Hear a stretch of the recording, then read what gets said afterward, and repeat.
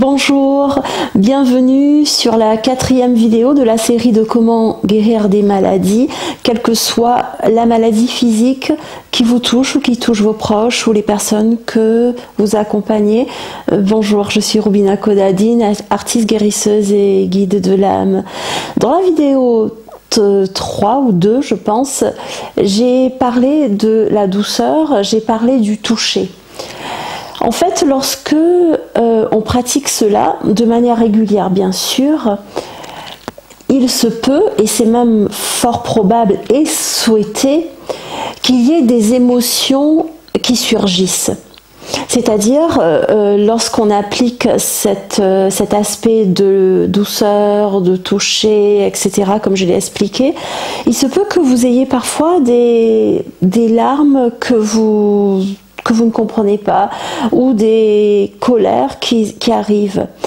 En fait, il y a dans des traditions de médecine ancienne, notamment la médecine chinoise, il est très connu que les organes sont liés à des émotions. Il est aussi dit que notre corps est révélateur de ce qu'il y a à l'intérieur de nous, de ce qui n'a pas été géré, de ce qui a été réprimé. Donc, ce que je précise dans cette vidéo, c'est que lorsque vous appliquez certaines de ces étapes et que vous voyez des émotions qui sortent, des larmes ou des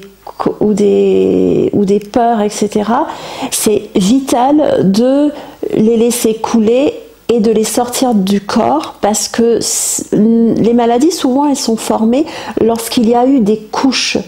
Ça peut être des couches émotionnelles, des couches de pensée très néfastes, et parfois ces couches viennent comme si créer une mare sombre à l'intérieur de soi. C'est forcément très imagé ce que je raconte, hein, mais j'espère que j'espère que ça vous parle un petit peu.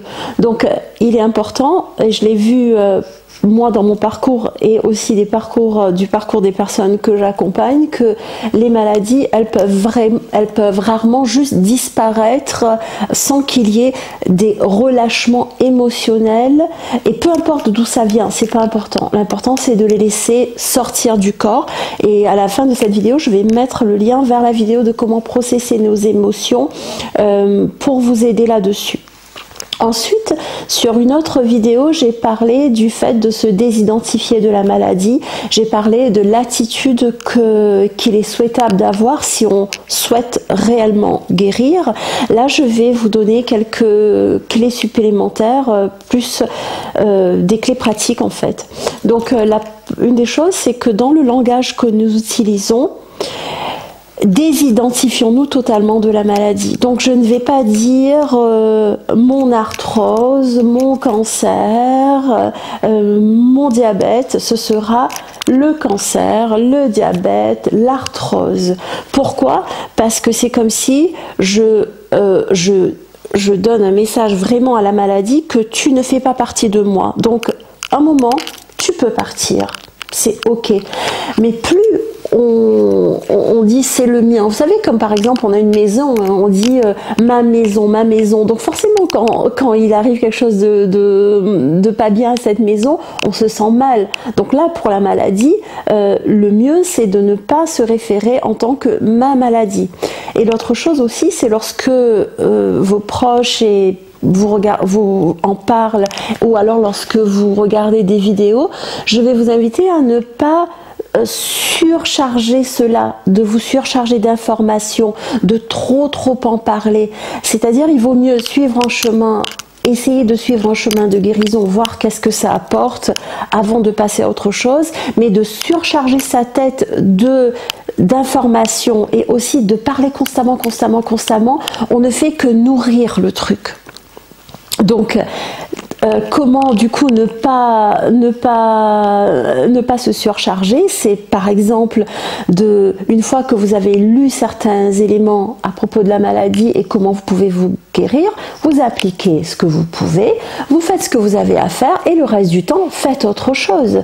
Le reste du temps, occupez-vous de votre vie, regardez des films, sortez, si vous pouvez sortir, si vous ne pouvez pas sortir, faites autre chose. Parce que plus on va... vous savez, c'est comme lorsque on a un tracas, c'est bien d'en parler pour avoir de la clarté. Mais quand on parle constamment du tracas, parfois ça prend des proportions inutiles. Alors je ne suis pas en train de minimiser l'importance de la maladie dans votre vie ou dans la vie de vos proches, de vos clients. Par contre, je suis juste en train de vous dire de donner sa place à la guérison plutôt qu'à la maladie. Et un autre moyen de faire ça, c'est aussi d'essayer de transformer toute l'anxiété qu'on a à propos de la maladie par un peu de création. C'est-à-dire là, je vais essayer de sortir de toute la négativité que ça me cause dans ma tête et dans ma vie en le transformant un petit peu. Quand je parle de créativité, ça ne veut pas dire qu'on va créer des choses pour vendre sur le net ou dans des boutiques. Ça veut dire que par exemple, je peux prendre du temps pour gribouiller, pour peindre, pour écrire, quoi qu'il en soit, juste pour ne pas être focalisé tout le temps sur la maladie.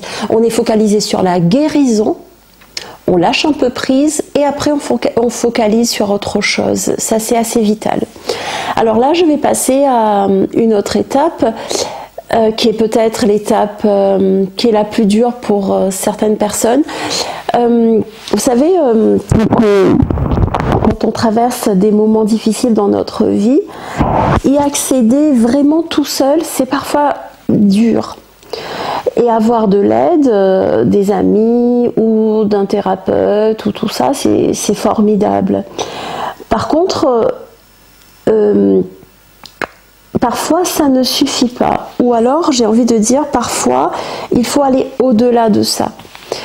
Alors la question que je vais vous poser, c'est en quoi croyez-vous? Qu'est-ce qui dépasse votre corps humain? En quoi vous croyez? Est-ce que vous croyez en la nature? Est-ce que vous croyez en l'univers? Est-ce que vous croyez en Dieu? En quoi croyez-vous? Quand je parle de croire, ça veut dire accepter qu'il y a autre chose au-delà de notre corps physique, au-delà de nos pensées, au-delà de nos émotions. Et ce en quoi vous croyez, c'est quelque chose sur lequel vous pouvez vous appuyer pour vous aider à guérir plus facilement, à vous délivrer plus facilement. Donc, admettons, vous croyez en la nature. Admettons. Ce que je vais vous proposer de faire, c'est le matin et le soir. Pourquoi le matin et le soir? Parce que c'est le moment où notre corps est plus en détente, ou du moins on essaye d'être plus en détente à ce moment-là. À ces moments-là, vous pouvez poser une main là sur l'espace, ce que j'appelle l'espace du cœur, mais vous n'êtes pas obligé de le poser là, vous pouvez le poser ailleurs. Et vous pouvez tout simplement inspirer et souffler et dire à la nature, ou si vous croyez en Dieu ou quoi que ce soit d'autre, en l'énergie, vous imaginez dans votre tête, ou vous imaginez, ou vous dites tout simplement, voilà, la nature, Dieu, je te dépose la maladie, je te dépose la partie de mon corps qui souffre, je te le dépose. Et vous respirez et vous soufflez.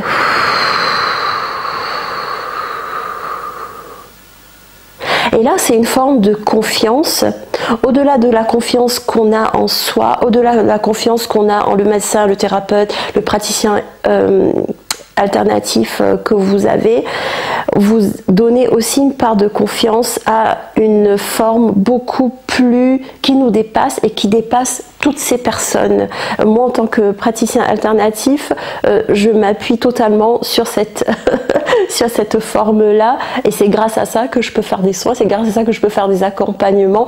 Donc je suis assez bien placée pour savoir que cette forme existe, et lorsque je vois les résultats aussi sur les personnes que j'accompagne, je ne peux qu'être dans la gratitude de ce qui est autre que notre corps physique. Donc c'est vrai que là, je parle un peu de notre dimension spirituelle qui peut nous aider. Quand je parle de dimension spirituelle, attention, je ne suis pas en train de dire qu'il faut appeler des entités, des anges, etc. Je parle juste de remettre une partie de notre corps à cette énergie plus vaste, avec quelques respirations le matin, le soir ou dans la journée si vous avez envie. Donc n'hésitez pas à mettre en place toutes les étapes que j'ai dit dans les vidéos. Ça passe par la simplicité. Et la simplicité, ce n'est pas forcément la facilité, mais la simplicité est un chemin où vous ne pouvez pas vous tromper. Au pire, ça ne marche pas. Mais dans le meilleur des cas, il n'y a pas de contre-effet. Il n'y a pas de contre-effet. Donc la simplicité et également aussi un peu de confiance, un peu de détermination pour qu'il y ait une forme de délivrance d'une manière ou d'une autre, sachant que chacun va traverser la maladie sur des périodes plus ou moins longues. Donc je vais vous mettre en lien à la fin le lien vers la formation pour s'ouvrir à sa spiritualité. Je vais vous aussi mettre en lien comment prendre un rendez-vous pour un soin, une consultation, un accompagnement avec moi. Et je vous souhaite de mettre tout cela en place à votre rythme et de me laisser au fur et à mesure dans les commentaires qu'est-ce que vous voyez comme changement à l'intérieur de vous et dans la maladie qui vous touche ou qui touche vos proches. Et peut-être ça peut être aussi un moyen d'avoir une forme d'interaction. Si je peux vous guider un petit peu à distance, pourquoi pas. Mais uniquement en appliquant, parce que guérir, ce n'est pas juste comprendre. Guérir, c'est par le corps, par les ressentis.